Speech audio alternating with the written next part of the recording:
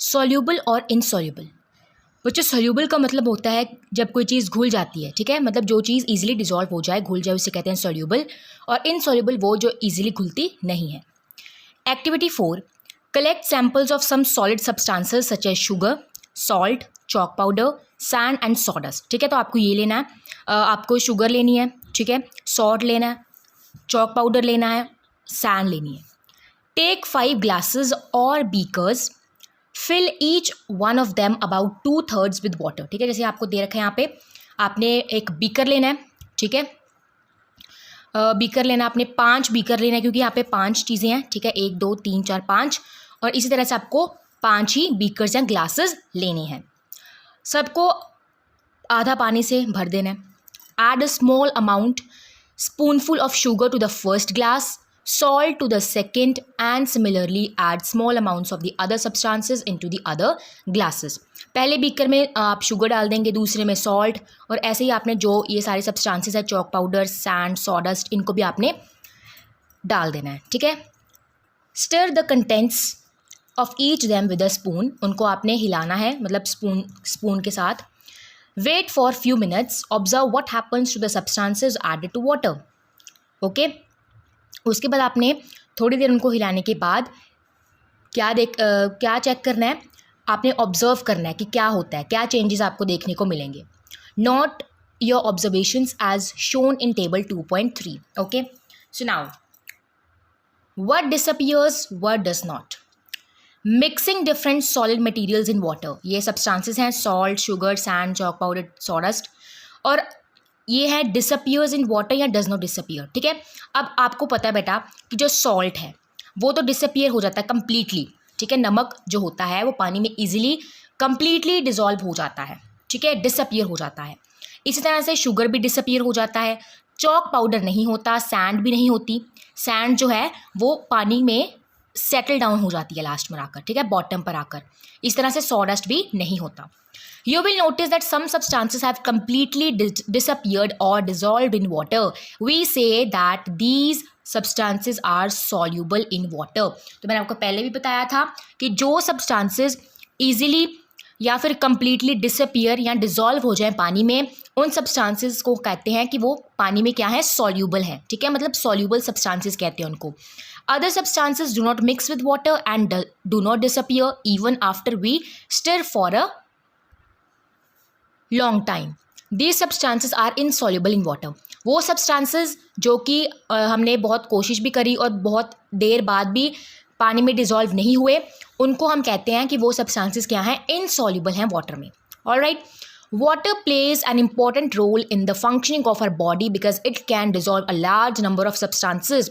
इसी तरह से पानी का बहुत इंपॉर्टेंट रोल होता है हमारी बॉडी में, हमारी बॉडी के फंक्शनिंग में, क्योंकि जिस तरह से यहाँ पर पानी बहुत सारी चीज़ों को डिजॉल्व कर लेता है, वैसे ही हमारी बॉडी में से भी बहुत सारी चीज़ों को पानी डिजॉल्व कर लेता है। Do liquids also dissolve in water? क्या लिक्विड, मतलब पहले तो हम सॉलिड्स को डिजॉल्व करा रहे थे वाटर में, तो क्या लिक्विड भी पानी में डिजॉल्व हो सकते हैं? Let's find out. Activity 5, collect samples of vinegar. Vinegar होता है सिरका जो आपके घरों में होगा। लेमन जूस, मस्टर्ड ऑयल और कोकोनट ऑयल, कैरोसिन और any other liquid. Take a glass tumbler, fill it up to half with water, add a few spoonfuls of one liquid to this and stir it well. Let it stand for 5 minutes. Observe whether the liquid mixes with water or not. Repeat the same with other liquids, as many different liquids as are available to you. Write your observations in table 2.4. जैसे आपने पिछले table में किया था, उसमें तो हमने liquids ले रखे थे, उसमें हमने सॉलिड्स ले रखे थे, इसमें हमने लिक्विड ले रखे हैं। ठीक है, विनेगर है, then lemon juice, then mustard oil, then coconut oil, kerosene. तो यहाँ पर विनेगर जो है बेटा वो मिक्स हो जाएगा, ठीक है, मिक्सेस वेल। लेमन जूस वो भी मिक्स हो जाता है, ठीक है, एंड मस्टर्ड ऑयल नहीं होगा, कोकोनट ऑयल भी नहीं होगा और कैरोसिन भी नहीं होगा। ओके बच्चा, आया समझ में? ये फिगर भी दे रखी है। Some liquids mix well with water while some others do not. We notice that some liquids get completely mixed with water. Some others do not mix with water and form a separate layer when kept aside for some time. आपने क्या notice किया कि कुछ liquid जैसे कि यहाँ पर vinegar था वो इजीली मिक्स हो जाते हैं पानी में, लेकिन कुछ नहीं होते, जैसे कि आपका मस्टर्ड ऑयल हो गया, कोकोनट ऑयल हो गया या कैरोसिन हो गया, ठीक है। एक वो ना पानी के सरफेस पे आ जाते हैं, थोड़ी देर बाद पानी के सरफेस पे आ जाते हैं, ठीक है, और एक सेपरेट लेयर बना लेते हैं when kept aside for some time. Some gases are soluble in water whereas others are not. इस तरह से कुछ गैसेज भी हैं बेटा, there are some gases also जो कि पानी में ईजिली सॉल्युबल हैं, मतलब पानी में ईजिली घुल जाती हैं। Water usually have small quantities of some gases dissolve in it. Water में स्मॉल क्वांटिटीज में कुछ गैसेज होती हैं, ठीक है। For example oxygen gas dissolve in water is very important for the survival of animals and plants that live in water. आपको पता होगा कि जो प्लांट्स या एनिमल्स पानी में रहते हैं वो डिजॉल्व्ड ऑक्सीजन यूज़ करते हैं, ठीक है। वो पानी में जो ऑक्सीजन घुला हुआ होता है, क्योंकि ऑक्सीजन जो है वो पानी में घुल जाता है, ठीक है, तो वो डिजॉल्व्ड ऑक्सीजन यूज़ करते हैं। जैसे हम लोग ह्यूमन बींग्स क्या करते हैं, हम डायरेक्ट ऑक्सीजन यूज़ करते हैं, ठीक है, जो हमें एयर से मिलता है, लेकिन जो एनिमल्स और प्लांट्स जो पानी में रहते हैं वो डिजॉल्व्ड ऑक्सीजन यूज़ करते हैं अपने सर्वाइवल के लिए। ऑलराइट, नाउ ऑब्जेक्ट्स में फ्लोट और सिंक इन वाटर। फ्लोट का मतलब पानी पे तैरना और सिंक का मतलब नीचे डूब जाना। While doing activity 4 you might have noticed that the insoluble solid separated out from water। मतलब कि आपने जब एक्टिविटी 4 करी थी तो आपने नोटिस किया था कि जो इनसॉल्युबल सॉलिड्स थे, ठीक है, मतलब जो पानी में नहीं घुले, सेपरेटेड आउट फ्रॉम वाटर, उनको आप इजीली पानी से सेपरेट कर सकते हो, ठीक है, इजीली आप उनको पानी से सेपरेट कर सकते हो। You may have also noticed this with some liquids in activity 5। Some of these materials that did not mix with water floated to the surface of water। इनमें से कुछ मटेरियल्स जो कि पानी में मिक्स नहीं हुए थे वो पानी पर तैर रहे थे, फ्लोट कर रहे थे पानी के सरफेस पे। Others may have sunk to the bottom of the tumbler, right. कुछ जो सब्सटेंसेस या मटेरियल्स थे वो पानी पे फ्लोट होने के बजाय पानी में पूरी तरह से नीचे संक, मतलब कि आप कह सकते हो डूब गए थे, okay. We notice many examples of objects that float in water or sink. Dried leaves fallen on the surface of a pond, a stone that you throw into the pond, few drops of honey that you let fall into a glass of water. What happens to all these?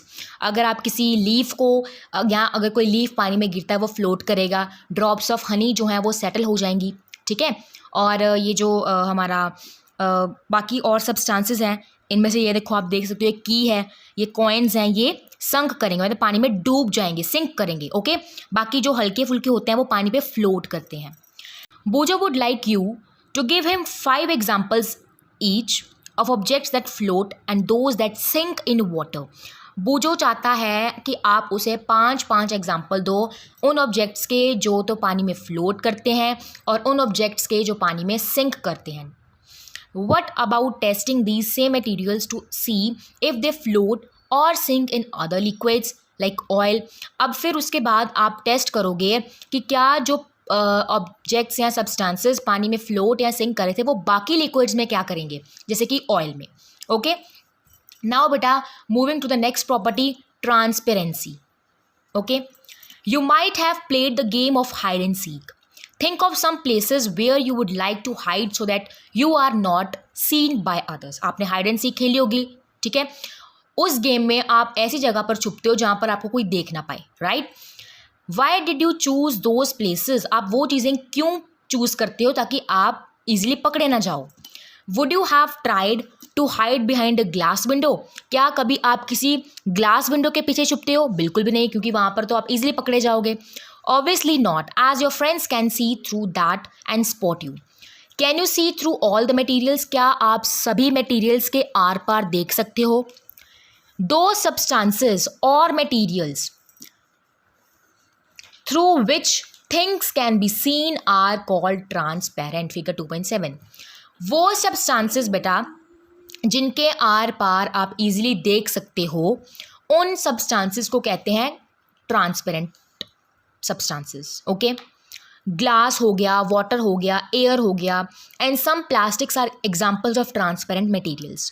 Shopkeepers usually prefer to keep biscuits, sweets, and other eatables in transparent containers of glass or plastic so that the buyers can easily see these items.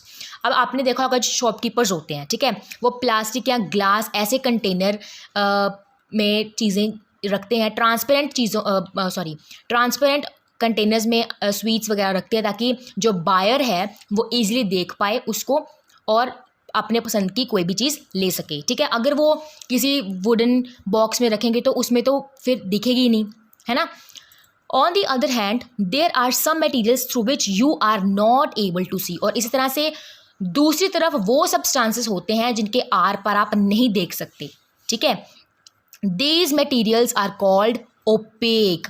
उन materials या objects को कहते हैं opaque objects. ठीक है, जैसे कि दीवार हो गई, दीवार के आर पर आप नहीं देख सकते. You cannot tell what is kept in a closed wooden box, a cardboard, carton or a metal container. आप नहीं बता सकते कि किसी वुडन बॉक्स में, किसी कार्डबोर्ड में या फिर किसी कार्टन या मेटल कंटेनर के पीछे क्या पड़ा है. Okay, wood, cardboard and metals are examples of opaque materials. तो इन्हीं सब्सटेंसेस या ऑब्जेक्ट्स को जिनके आर पर आप नहीं देख सकते, जैसे कि वुड हो गया, कार्डबोर्ड हो गया या मेटल्स हो गए, इन्हें हम कहते हैं opaque materials. Do we find that we can group all materials and objects without any confusion as either opaque or transparent?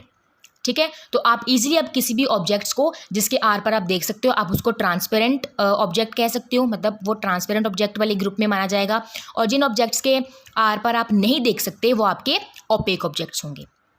Now activity 6. Take a sheet of paper and look through it towards a lighted bulb. एक sheet of paper लो बेटा और उसके through आपने एक lighted bulb, मतलब एक जगा हुआ बल्ब, ठीक है, उसको देखना है. Make a note of your observation.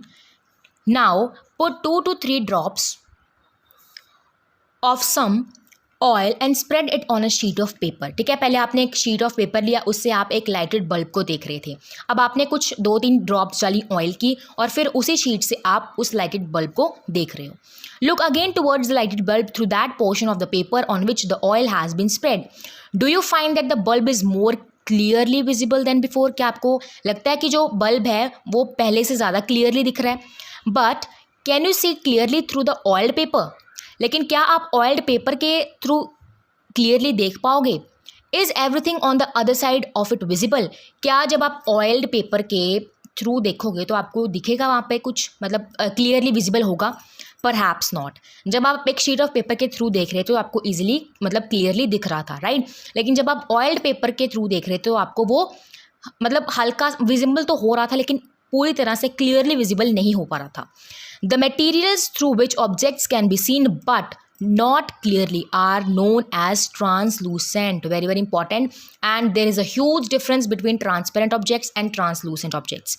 Transparent objects वो होते हैं बेटा जिनके आर पर आप क्लियरली देख सकते हो, एकदम क्लियरली. और ट्रांसलूसेंट ऑब्जेक्ट्स वो ऑब्जेक्ट्स होते हैं जिनके आर पार तो आप देख सकते हो लेकिन क्लियरली नहीं देख सकते, राइट.